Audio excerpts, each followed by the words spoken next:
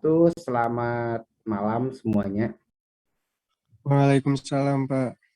Waalaikumsalam warahmatullahi wabarakatuh. Pertama-tama saya mohon maaf karena ada perubahan jadwal. Eh, Seharusnya kan tadi siang cuma dipindahkan ke malam ini karena kebetulan tadi itu untuk seminar proposal kebetulan penuh sekali banyak sehingga saya tidak bisa mengisi sesuai dengan jadwal.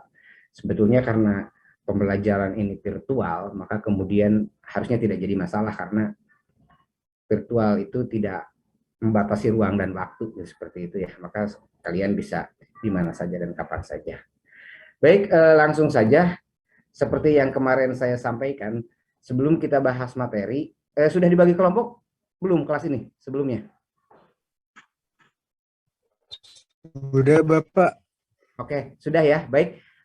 Berarti ada kelompok 1, 2, dan saya akan berpesan minta agar kelompok itu diberi nama, kemudian anggota, dan lain sebagainya ya.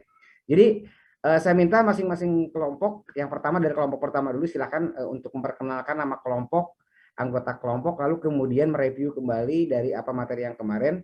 Lalu kemudian, admin siapa yang biasa menghubungi ke saya itu, tolong dicatat perwakilan dari masing-masing kelompok itu yang aktif dalam diskusi ini. Seperti itu. Silakan mulai dari kelompok mana dulu?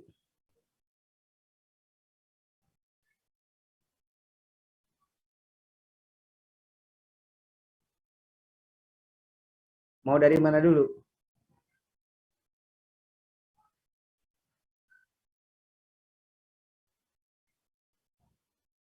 Halo?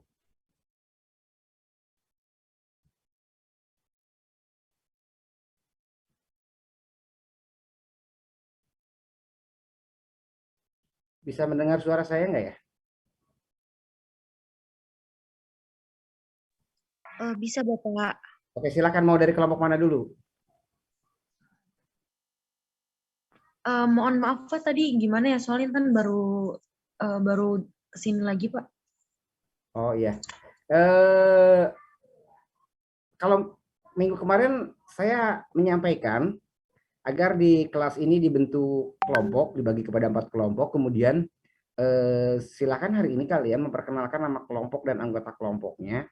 Lalu kemudian nanti masing-masing kelompok menyampaikan 1 atau 2 menit, menyampaikan mereview kembali dari minggu kemarin yang saya sampaikan gitu. Lalu kemudian nanti barangkali dari kelompok-kelompok yang lain ada yang menanggapi, bukan menyalahkan, konteksnya di sini namanya juga diskusi.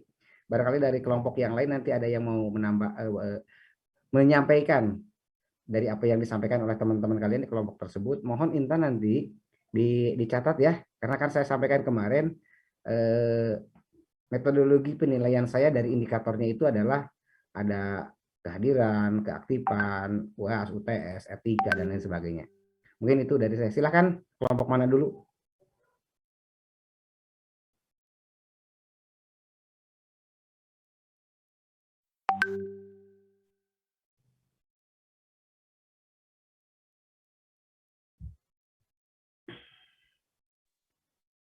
Mungkin boleh dari kelompok 1 Pak, barangkali kelompok 1 sudah siap. Boleh, Mangga, silakan.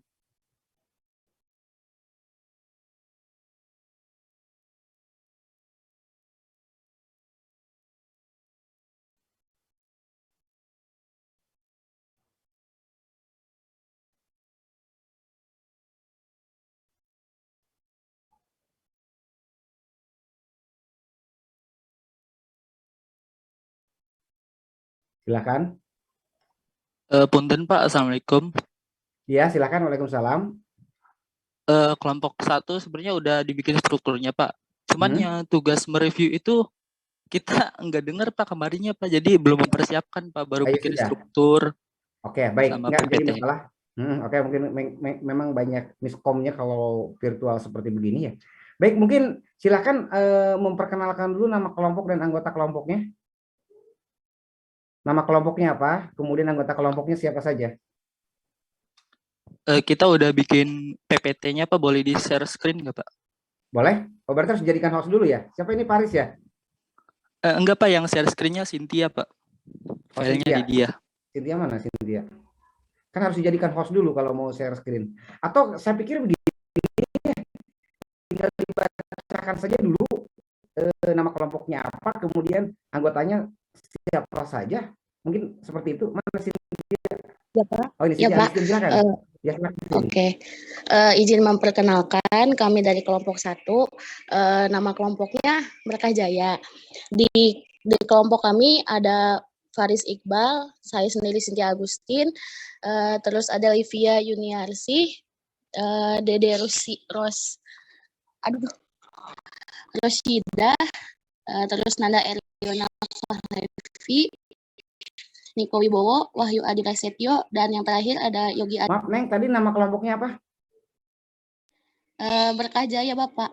Oh, kayak nama bis ya, atau rumah makan di Berkah Jaya. Oke, nggak jadi masalah, itu nama kelompok kalian. Baik, kelompok selanjutnya. Kelompok selanjutnya ada kelompok Berkah Jaya, kemudian kelompok apa lagi?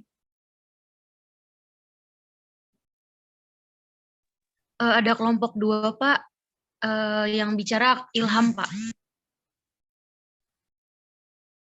Iya Pak, kami dari Ilham ya. Silakan Ham. Kami dari kelompok 2 Pak, dengan beranggotakan nggak usah share screen ya Pak. Nggak usah, disampaikan saja dulu, dibacakan aja dulu. Yang pertama itu Ilham Fauzin Rohman, saya sendiri sebagai ketua, lalu direksi yaitu, lalu berikutnya wakil direksi yaitu Alpandi, yang ketiga itu sekretaris Tri Ayu, lalu manajer keuangan Heriana Putra, terus staf humas ada Intan Permata, terus staf media Sarli Satria, staf desain Rizka Anggandini, serta juru bicara yaitu Heni. Oke, nama kelompoknya 1 ya? Nama kelompoknya Due Gawe Pak. Kenapa? Apa? Nama kelompoknya Due Gawe. Due Gawe. Due Gawe. Iya. Oh iya, kayak rumah sama kayak nasi jamlang, itu rumah makan nasi jamlang juga. Oke, baik, selanjutnya kelompok 3. Yang ketiga.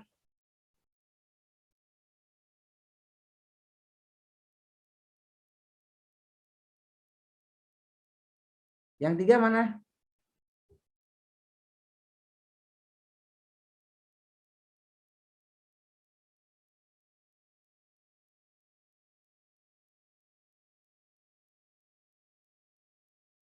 Hmm? Hmm?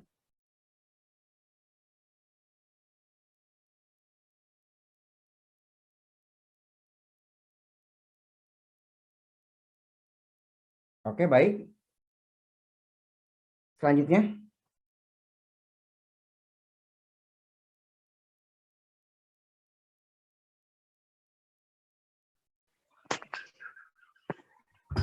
Assalamualaikum warahmatullahi wabarakatuh.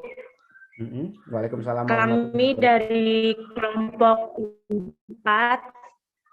Kami dari kelompok namanya Sumur. Struktur organisasi yang utama ada Teguh, manajer keuangan, manajer produksi, manajer manajer SDM Ratnasa, bagian penjualan, bagi Putih. Sekian, Assalamualaikum warahmatullahi wabarakatuh.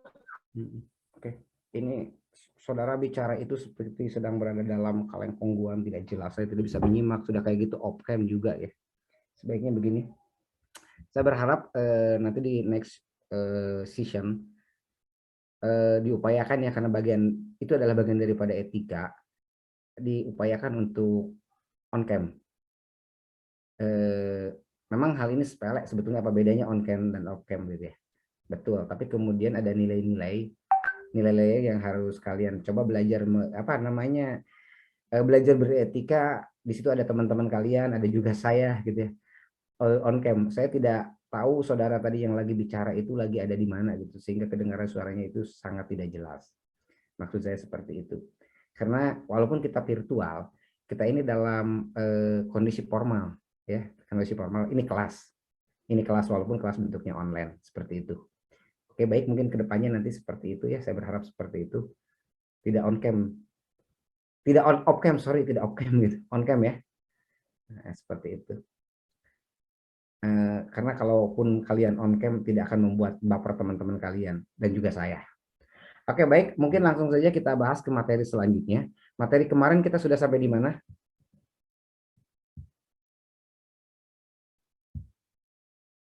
Materi kemarin kita sampai di mana? Sampai ini Pak, sampai pengertian SDM Pak. Dan Pengertian SDM. apa? Pengertian perencanaan SDM Pak. Oke, baik. Nah, kemarin kita telah bahas tentang pengertian perencanaan sumber daya manusia. Lalu, langkah selanjutnya lagi adalah kita membuat tahapan-tahapan dalam membuat perencanaan tersebut. Ada beberapa tahapan yang harus kita lakukan ketika kita mau ini pengertian ya. Untuk pengertian sudah ya. Nah, tahapan perencanaan dalam sumber daya manusia. Tahapan itu adalah fase-fase yang harus dilakukan ketika kita mau membuat perencanaan sumber daya manusia. Hidup ini kita awali dari tahapan sekolah, SD, SMP, dan hari ini kalian sudah masuki tahapan perguruan tinggi. Nah, begitupun dalam perencanaan sumber daya manusia ada tahapan-tahapan yang tidak boleh dilalui, tidak boleh loncat-loncat. Kenapa? Karena nanti output yang diharapkan ketika itu loncat-loncat dalam perencanaan sumber daya manusia tidak akan mencapai output yang diharapkan. Di sini ada beberapa tahapan. Yang pertama itu adalah menganalisis tujuan organisasi. Seperti kita ketahui bahwa yang namanya organisasi itu adalah sekumpulan orang. Ketika kita berbicara sekumpulan orang, maka kemudian akan terdapat perbedaan pemikiran, akan terdapat perbedaan latar belakang. Nah, bagaimana kita dalam menganalisis tujuan organisasi ini menyatukan, mereduksi dari semua pikiran-pikiran yang ada dalam organisasi tersebut. Maka disinilah kita penting untuk melakukan analisis tentang tujuan organisasi tersebut apa. Misalkan begini, organisasi bisnis tentunya memiliki tujuan yang berbeda dengan organisasi sosial, seperti organisasi pemerintahan maupun organisasi kemasyarakatan.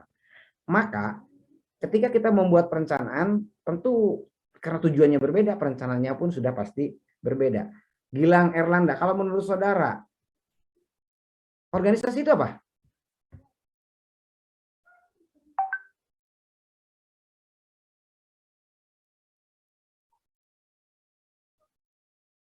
Oke, sekumpulan orang yang memiliki satu tujuan. Nah, dapat kita bayangkan ketika orangnya berbeda, pemikirannya berbeda, tapi tujuannya juga berbeda-beda gitu. Misalkan kita analogikan ketika Gilang, Ilham, saya, Intan, diibaratkan ketika menjadi supir bis. Gilang tujuannya ke Surabaya, saya ke Bandung, kemudian Ilham ke Karangjalak misalkan. Maka kemudian itu tidak akan pernah nyampe. Tetapi bagaimana kita menyatukan pemikiran-pemikiran tersebut untuk mencapai satu tujuan, yaitu tujuan organisasi. Maka di sini kita penting untuk menganalisis apa sih sebenarnya menjadi tujuan daripada organisasi itu, sehingga kita dalam membuat perencanaan itu, tahapan yang pertama itu adalah mengetahui tujuan organisasi. Nah, tujuan organisasi biasanya tergambarkan dalam bentuk visi dan misi. Biasanya juga, kalau kelas saya itu sebelum materi, dalam perkenalan, observasi, dan inventarisir kelas, biasanya saya meminta kepada mahasiswa itu untuk menyampaikan visi dan misi pribadinya. Supaya apa? Supaya saya mengetahui tujuan kalian kuliah itu apa. Karena menganalisis tujuan organisasi itu biasanya tertuang dalam visi dan misi. Sangat mudah untuk kita menebak apa sih tujuan organisasi ini. Kita bisa lihat dari visi dan misinya. Seperti itu.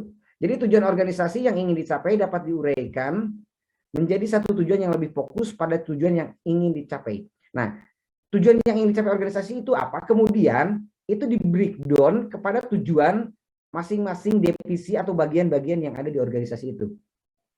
Jadi kita bisa menganalisa juga dari unit-unit atau bagian-bagian atau divisi-divisi yang ada di organisasi tersebut. Nah, dari situ kita akan lebih mudah mengetahui lagi tujuan besar dari organisasi ini apa. Karena biasanya tujuan organisasi yang tertuang dalam bentuk visi itu kemudian di breakdown menjadi program kerja per bagian atau per divisi atau per unit. Satu unit divisi dengan unit divisi yang lain, program kerjanya itu pasti berbeda. Tetapi bagaimana perbedaan program kerja itu bisa mengkerucut kepada tujuan organisasi atau kepada visi dan misi organisasi tersebut. Misalkan bagian produksi, bagian pemasaran atau bagian keuangan memiliki target yang berbeda. Nah, target itu adalah tujuan. Kemudian bagaimana pemisahan tujuan dan rencana keseluruhan ini menyediakan penilaian kebutuhan sumber daya manusia untuk setiap departemen dalam kegiatannya. Jadi dalam tujuan organisasi ini adalah bagaimana tujuan utama yang tertuang dalam visi dan misi itu di breakdown kepada program kerja yang ada di organisasi itu, unit-unit atau bagian-bagian. Lalu kemudian bagian-bagian itu menjadi satu kesatuan terintegrasi untuk mewujudkan tujuan utama, yaitu tujuan organisasi, bukan lagi tujuan bagian atau unit-unit tertentu. Seperti itu. Lalu yang kedua adalah melakukan inventarisir sumber daya manusia yang ada. Kalau kita sudah menganalisis tujuan organisasi, maka langkah selanjutnya atau tahapan selanjutnya adalah melakukan inventarisir sumber daya manusia yang ada. Nah, dalam melakukan inventarisasi ini adalah supaya kita mengetahui kapasitas atau kompetensi orang-orang yang ada dalam organisasi itu. Hal ini untuk memudahkan bagaimana kita membagikan job desk berdasarkan kompetisi yang dimiliki. Contoh di PEB ini ada 3 konsentrasi, di manajemen ini ada 3 konsentrasi. Nah, konsentrasi dibuat ini adalah untuk menentukan atau lebih kepada bagaimana kita terbentuk dari satu kompetensi. Karena dalam konteks ilmiah tidak bisa kita menguasai semuanya, itu tidak mungkin. Karena intelektual itu berbeda dengan dukun. Yang namanya ranah intelektual itu semakin kecil, semakin spesifik, dan itu semakin bagus. Contoh dokter, dia dokter umum, semua penyakit dia tangani secara mendasar. Tetapi kemudian nanti di breakdown lagi kepada dokter spesialis, dan diturunkan lagi kepada hal yang lebih kecil, yaitu dokter subspesialis. Dokter umum bisa memberikan advice kepada semua penyakit. Tetapi ketika penyakit itu sudah diketahui, maka disarankan kepada dokter spesialis. Tidak bisa dokter spesialis gigi, bedah mulut misalkan, dia menangani penyakit dalam. Itu nggak bisa. Berbeda dengan dukun. Kalau dukun, semua penyakit dia bisa. Nah, itu bedanya dukun dengan intelektual. Dari mulai penyakit pusing kepala sampai kepada penyakit yang lain, termasuk penyakit batin, itu dukun bisa. Ini itu bedanya dukun dengan intelektual. Maka kemudian inventarisir sumber daya manusia ini adalah untuk mengetahui skill atau kemampuan orang per orang yang ada dalam organisasi tersebut. Ini adalah tujuannya agar nanti kemudian skill atau kompetensi itu ditempatkan sesuai dengan kompetensinya. Misalkan orang yang ahli finance, maka dia harus di finance, jangan ditempatkan di sumber daya atau di marketing. Karena keahliannya berbeda. Nah, itu tujuan daripada inventarisir sumber daya manusia. Lalu yang ketiga adalah membuat satu perkiraan akan supply and demand sumber daya manusia. Di awal saya sampaikan bahwa ketika nanti kalian bekerja, bukan berarti kalian ini nanti melengkapi orang di perusahaan, itu tidak. Tetapi bagaimana kalian direkrut oleh perusahaan itu untuk menjadi bagian dalam mewujudkan tujuan perusahaan. Ini bukan melengkapi. Maka permintaan dan pasokan sumber daya manusia ini harus diperkirakan ketika kita mau membuat perencanaan sumber daya manusia. Widya Ningsih, saya minta analisis saudari. Misalkan begini, di bagian keuangan 10 orang, di bagian marketing itu 3 orang. Analisis kamu itu benar apa salah?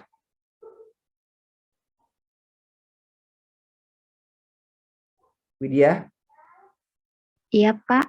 Oke, bisa dengar suara saya? Iya, Pak. Oke, kalau menurut saudari gimana? Benar apa salah itu? Analisis saudari. Di bagian keuangan 10, di bagian pemasaran 3 ya, Pak? Oh, iya.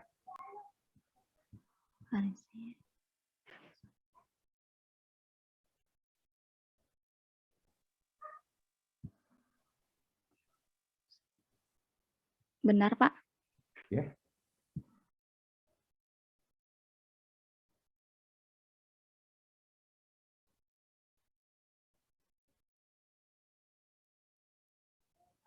Kira-kira bagaimana Widya Ningsih? Misalkan tadi di bagian keuangan itu 10 orang gitu, di bagian marketing cuma 3. Kira-kira analisis kamu seperti bagaimana? Menurut kamu benar apa salah? Benar, Pak. Kenapa? Benar, Pak. Benar. Bisa dijelaskan alasannya kenapa benar?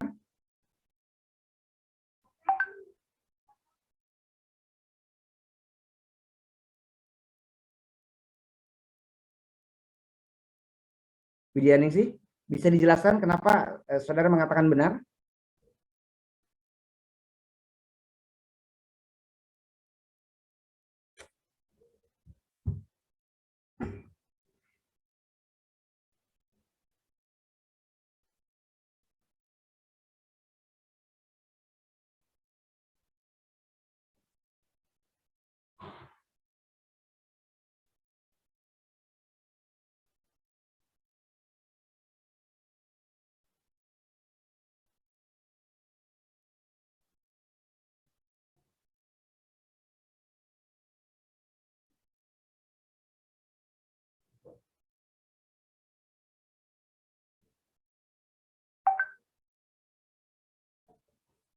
Gimana Widya Ningsih? Widya Ningsih dengar suara saya? Iya, Pak. Dengar, Pak.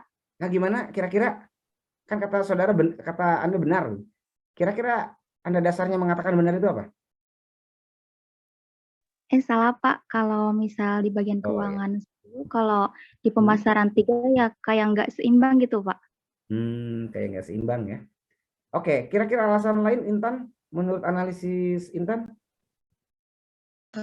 Iya Pak, menurut saya kalau misalkan dalam suatu organisasi di bagian keuangannya 10 ya Pak tadi Pak? Di bagian keuangan 10 sedangkan di pemasarannya 3 itu nggak tepat Pak.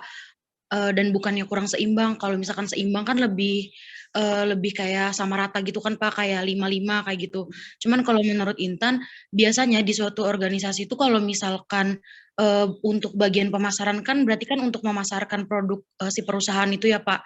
Nah itu tuh lebih banyak membutuhkan bagian pemasaran Pak dibandingkan bagian keuangan.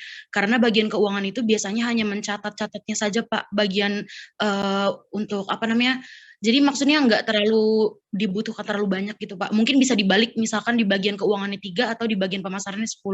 Seperti itu Pak. Ya baik, terima kasih. Satu lagi analisis Heri. Kalau analisis Heri seperti bagaimana? Kasus tadi.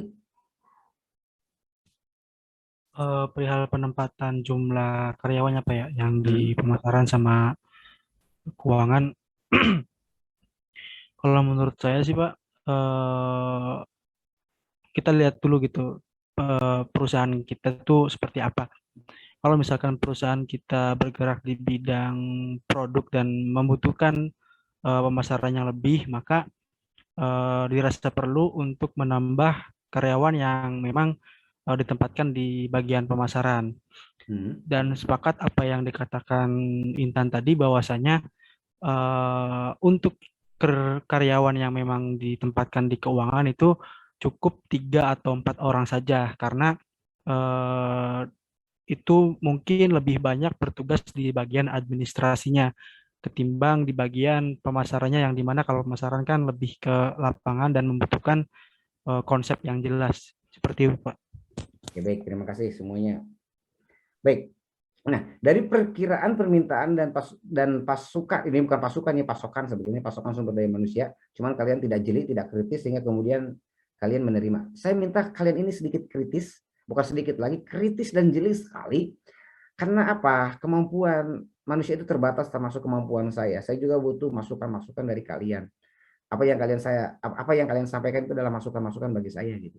Jadi kalau ada hal-hal yang sedikit jeli ya, karena memang di perencanaan sumber daya manusia itu adalah kejelian dalam menganalisis. Intinya sih seperti itu. Karena kalau kita tidak jeli dalam menganalisis perencanaan sumber daya manusia, maka sudah pasti outputnya itu tidak bagus. Contoh kasus misalkan begini. Ketika kita tidak jeli, saya sedikit skip dulu ya gini. Begini, orang HRD, Human Resource Department, itu biasanya nanti dibekali dengan psikologi dasar ya, kalau nanti kalian studi lanjut. Sehingga kemudian mampu menganalisis tentang perilaku, kepribadian orang tersebut. Nah, karena memang nanti outputnya dari perencanaan sumber daya manusia atau yang ada di divisi HRD itu adalah menganalisis, kebanyakan itu menganalisis. Misalkan, orang dengan karakter seperti ini tentunya akan berbeda dengan orang yang memiliki karakter yang lain. Nah, maka kalian terbiasakan untuk menganalisis. Semakin tajam analisis kalian itu semakin bagus nanti hasilnya. Ya, seperti itu. Oke, baik, saya lanjutkan. Perkiraan permintaan dan pasokan sumber daya manusia itu harus seperti apa yang tadi teman-teman kalian sampaikan. Di merta misalkan orang ditempatkan itu tidak sesuai, administrasi disamakan dengan marketing, marketing disamakan dengan produksi, produksi disamakan dengan teknik, itu nggak bisa. Itu bukan dalam konsep keadilan. Kalau sama semua. Tetapi konsep keadilan itu adalah bagaimana menyiapkan orang per orang itu secara proporsional, seperti yang tadi disampaikan oleh teman-teman kalian. Seperti itu. Lalu selanjutnya lagi adalah tahapan selanjutnya adalah memperkirakan kesenjangan sumber daya manusia. Nah, maksudnya di sini adalah kita membuat satu analisis kira-kira ada kesenjangan antara sumber daya manusia yang satu dengan sumber daya manusia yang lainnya. Kalau perbedaan kemampuan itu pasti ada. Tetapi kemudian tidak bisa perbedaannya jomplang. Maka kemudian bagaimana memperkirakan menganalisis dengan membuat satu perkiraan akan kesenjangan sumber daya manusia yang dimiliki. Misalkan di divisi keuangan itu lebih banyak yang pinternya, mohon maaf, secara umum gitu ya, bukan bicara kompetensi dulu. Tetapi divisi marketing itu sangat sedikit. Itu kan tidak ada saling menggerakkan gitu.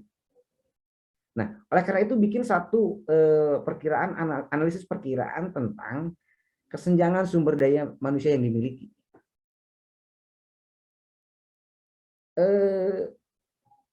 Kenapa saya minta kelas ini untuk aktif deh, untuk semua orang berbicara? Salah satunya adalah untuk meminimalisir kesenjangan tersebut. Karena apa? Karena kalian masuk di kelas ini memiliki hak dan kewajiban yang sama. Oleh karena itu, meminimalisir kesenjangan adalah dengan bagaimana sumber daya manusia yang ada di kelas ini untuk berperan aktif dalam KBM ini, kegiatan belajar mengajar. Ketika berbicara di kelas, saya tidak pernah mengatakan itu benar atau salah. Tetapi yang saya harapkan adalah kalian mengeluarkan pendapatnya. Salah dan benar itu urusan nomor keberapa gitu. Tapi kalian coba bagaimana kalian menyampaikan apa yang ada dalam benak kalian tentang sesuatu itu. Seperti itu. Nah, maka kemudian bagaimana kita menganalisis tentang tadi kesenjangan. Supaya apa?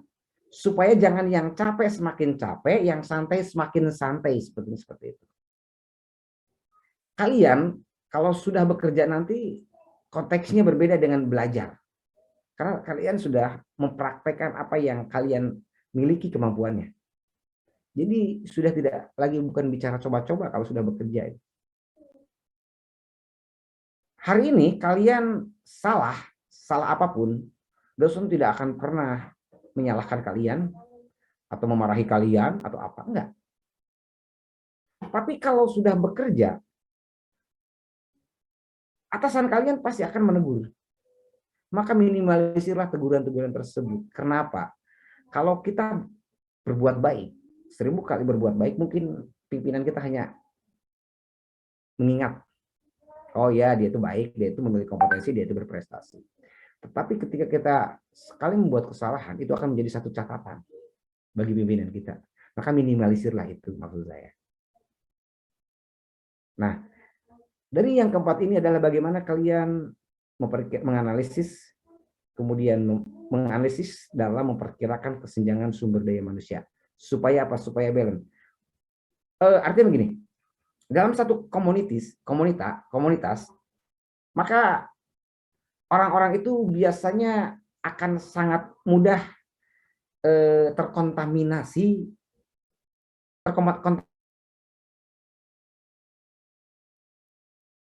maka kita mau tidak mau akan terbawa kepintaran tersebut. Atau ketika kita berada dalam komunitas orang yang maaf kurang baik, maka kemudian kita pun akan terbawa dalam komunitas itu. Seperti itu ya. Baik, untuk sementara saya bahasanya tidak akan terlalu panjang lebar, hanya ada 4 poin. Poin selanjutnya nanti kita akan bahas. Sebelumnya ada yang mau ditanyakan dulu? Oh, Intan, jangan lupa ya. Tadi yang aktif-aktif yang tadi ngomong-ngomong itu tolong dicatat, nanti sekalian dengan absen kirimkan ke saya. Siap, Bapak. Oke, baik. Ada yang mau ditanyakan dulu sebelum kita akhiri pertemuan kita kali ini?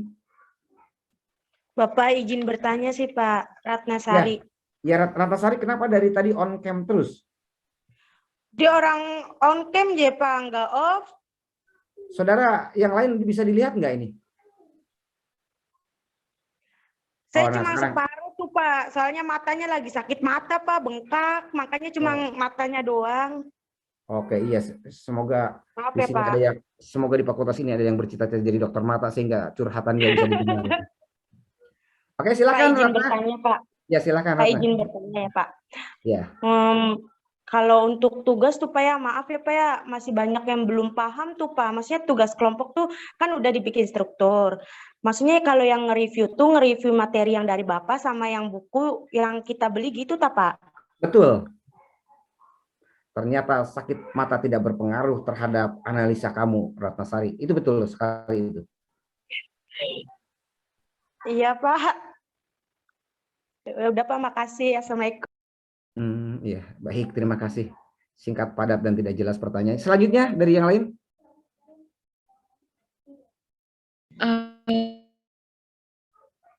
Maaf Pak, lihatkan lagi Pak untuk materi yang barusan dan yang sebelumnya bisa dikirim ya Pak untuk meminimalisir miskomunikasi dalam tugas-tugas Pak. Oke, baik. Saya selalu lupa untuk mengirimkan itu terhadap Intan. Nanti saya kirim Intan. Saya ternyata PHP terus sama Intan. Nanti saya kirim ya habis selesai ini pertemuan ini. Oke, dari yang lain? Terima kasih banyak Pak. Ya, dari yang lain? Oke, baik. Kalau tidak ada, saya akhiri pertemuan kita kali ini. Saya berharap minggu depan. Oh ya, terus mungkin begini ya. Untuk bulan puasa, biasanya saya bulan puasa itu jadwalnya dirubah kalau malam jadi siang, kalau siang jadi malam. Jadi mungkin untuk bulan puasa nanti saya sampaikan kepada Intan waktu pelaksanaannya. Karena kalau pagi-pagi saya ada kegiatan yang lain untuk bulan puasa ya. Lalu kemudian persiapkan ketika kalian nanti dalam pertemuan itu selalu persiapkan pertanyaan atau jawaban atau apapun. Seperti itu. Agar kelas ini hidup. Kelas ini menjadi nampak sebagai sebuah kelas sumber daya manusia yang memiliki kompetensi-kompetensi dalam sumber daya manusia. Tidak seperti di ruangan dewan yang hanya datang, duduk diam, lalu tepuk tangan. Mungkin hanya itu dari saya. Terima kasih. Assalamualaikum warahmatullahi wabarakatuh. Mohon maaf apabila ada kata-kata yang tidak berkenan. Selamat malam semuanya. Waalaikumsalam warahmatullahi wabarakatuh.